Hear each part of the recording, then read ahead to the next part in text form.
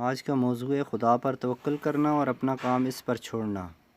قرآن پاک کی آیت ہے وَعَلَى اللَّهِ فَلْيَتَوَكَّلِ الْمُؤْمِنُونَ، ایمان والوں کو خدا پر بھروسہ کرنا چاہیے۔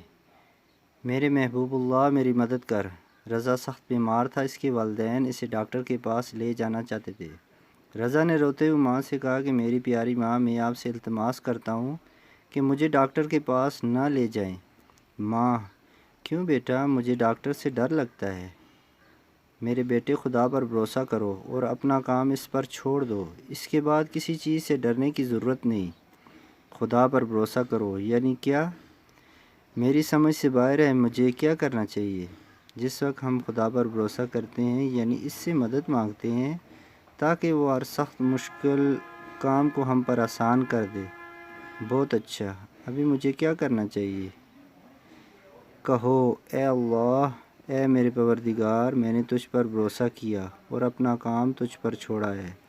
رضا نے آہستہ سے کہا اے میرے پروردگار، میں نے تجھ پر بھروسہ کیا اور میری مدد کر۔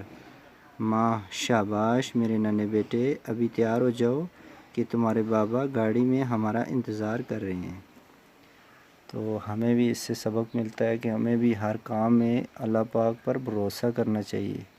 کوئی بھی کام شروع کرنے سے پہلے یا کوئی مشکل آ جائے تو اس پہ اللہ پر توکل کریں۔ اللہ جو بھی کرے گا اچھا کرے گا۔ اللہ پاک ہم سب کو اس پر عمل کرنے کی توفیق عطا فرمائے۔ جزاکم اللہ خیر۔